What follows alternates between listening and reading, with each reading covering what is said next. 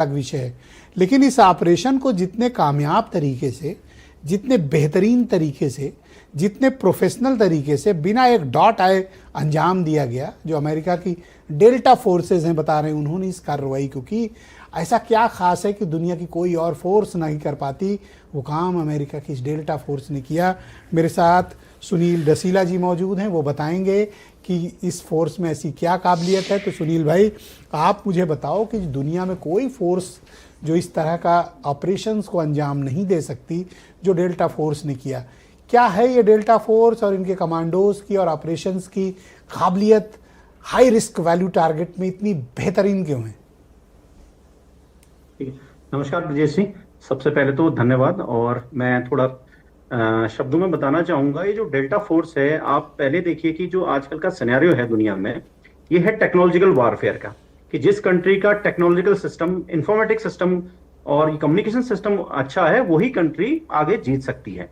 अभी आप इसका ताजा उदाहरण ऑपरेशन सिंदूर में भी देख सकते हैं। जैसे हमारा जो एयर डिफेंस सिस्टम था इतना अच्छा था कि हमने पाकिस्तान को घुटनों पे ला दिया। अब इस डेल्टा फोर्स के बारे में बताना चाहूंगा कि 1977 में इसका गठन होता है और स्पेशली ये US army special operation command के अंडर पे काम करती है। और वहां की एक विंग है ज्वाइंट स्पेशल ऑपरेशन कमांड, उनको डायरेक्टली आंसरेबल करती है ये फोर्स। और ये हाई रिस्क हाई वैल्यू जो मिशंस होते हैं, काउंटर टेररिज्म है, हॉस्टेज रेस्क्यू है, उसके तहत काम करती है। उससे पहले भी एक बहुत इंपॉर्टेंट चीज है ब्रजेश जी, जो मैं इस बारे में बताना चाहूंगा। इस ऑपरेशन को कंडक्ट करने से पहले अमेरिका ने क्या किया कि वेनेजुएला के जितने भी रडार सिस्टम थे, जीपीएस सिस्टम थे, उन सबको उसने हैक कर लिया। क्योंकि रशिया और चाइना और नॉर्थ कोरिया के अलावा जितने भी ये देश हैं जो अपने वहां इंटरनेट चलाते हैं और भी जो इस तरह की कार्रवाई करती है सोशल मीडिया का, तो इनका जो भी डाटा है वो स्टारलिंक और अमेरिकन टेक कंपनियों के पास में। तो आप इससे एक सीख ले सकते हैं कि भाई जब सारा डाटा, सारी चीजें उनके पास में है, तो वो किसी भी टाइम पर उनको ठप कर सकते हैं। तो सबसे पहले डेल्टा फोर्स को इसका फायदा बहुत ज्यादा मिला। और उसके बाद जो डेल्टा फोर्स के कमांडोज हैं, बहुत ही इनकी जो ट्रेनिंग स्टैंडर्ड्स है बहुत हाई है, बहुत मतलब आप ये किसी और देश से तुलना नहीं कर सकते इन चीजों की। और जो उनका स्ट्रक्चर्स है, जो उनकी स्पेशल एयर रेजिमेंट सर्विसेज हैं, आप लगाइए बगैर एक गोली फायर करे हुए उन्होंने कमाल है। माद्रो को, निकोलस माद्रो को उनके बेडरूम से उनके वाइफ समेत। आपको क्या लगता है कितने कमांडो इस कार्रवाई में गए होंगे, कितनी स्पीड रही होगी कि उनको संभलने का भी मौका नहीं दिया और उठा हाँ, इसमें क्या है, हाँ, इससे पहले मैं एक चीज बताना चाहूंगा कि 2020 में अमेरिका ने एक ऐसा ही ऑपरेशन लॉन्च किया था। उस ऑपरेशन का नाम था ऑपरेशन गिदोन, जो समुद्र के रास्ते उसने लॉन्च किया था। लेकिन उस टाइम पे थोड़ा वेनेजुएलन जो फोर्स थी और उनके मरीन थे वो एक्टिव थे। लेकिन इस बार उन्होंने सबसे पहले तो जैसा मैंने आपको बताया कि कम्युनिकेशन सिस्टम ठप कर दिया। उसके बाद इनकी जो अराउंड 100 प्लस जो इनके कमांडोज थे, वो ऑलरेडी इस सिस्टम को, जो रडार सिस्टम को ठप होने के बाद वो ऑलरेडी वेनेजुएला में उनकी कैपिटल में एंटर कर चुके थे।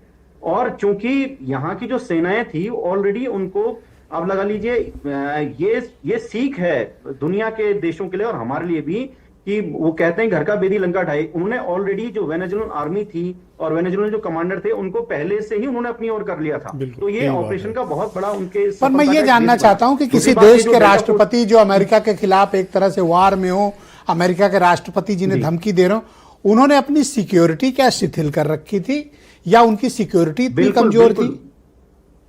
बिल्कुल शिथिल सिक्योरिटी थी सर। यही मैंने आपको बताया ना, जैसे मैंने 2020 की आपकी जिक्र करी जो ऑपरेशन गिदोन के बाद, उसके बाद अमेरिका ने दोबारा इसकी तैयारी करी। और ये कोई एक दो दिन की तैयारी नहीं थी। डेल्टा फोर्स के कई ऑफिसर वेनेजुएलन कैपिटल में बहुत पहले से एंट्री कर रखी थी उन्होंने। बहुत पहले से उन्होंने इस चीज का बेस बनाया था कि अगर मान लो कुछ गड़बड़ी होती है तो इसके काउंटर में वो कुछ ना कुछ दूसरा एक्शन कर सकते हैं।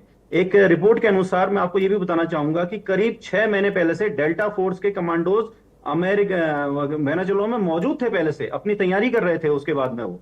और इसमें अंदरूनी रिपोर्ट अब आपके समक्ष बताना चाहूंगा कि ऑलरेडी जो इनकी वेनेजुएलन आर्मी थी, ये भी इनको सपोर्ट कर रही थी। ये एक तरह से घर का बेदी आप लंका ढाई कह सकते हैं। तो दुनिया का कोई और फोर्स या स्पेशल ग्रुप्स इस तरह की कार्रवाई को अंजाम दे सकते हैं? उनके पास ऐसी टेक्नोलॉजी और ऐसी दक्षता, इतना टॉप प्रोफेशनलिज्म है?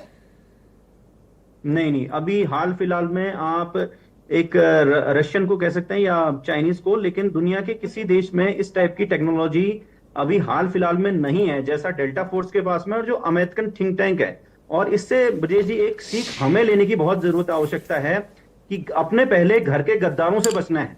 वेनेजुला के साथ जो कुछ हुआ उस पर बहुत सारी डिबेटें हो सकती हैं, लेकिन आप इससे बहुत बड़ी सीख ले जी। सकते हैं कि अपने घर के गद्दारों से। जब आप जाते हैं अंग्रेजों के टाइम पे, तो रॉबर्ट क्लाइव ने यही तो करा सिराजुद्दौला के साथ में। जो अभी आज मोहद्रो जी हैं वो सिराजुद्दौला हैं, और जो उनके सिपह सालार, जो उनके विपक्षी लोग हैं, वो अभी मीर जाफर की पोजीशन में बैठे हैं। इससे हमें 3 चीजें सीख लेने की जरूरत है ब्रजेश जी, जो हमारे देश को लेने की है। एक तो घर के गद्दारों से बचना है, दूसरा अपना इंफॉर्मेटिक सिस्टम, अपना इंटरनेट सिस्टम, अपना जितना भी कम्युनिकेशन सिस्टम है वो सबसे स्ट्रांग होना चाहिए। बहुत शुक्रिया सुनील भाई, प्लीज हमारे साथ कंटिन्यू रखिए रहिएगा। सबसे बड़ी सत्य है। मैं इस डिबेट को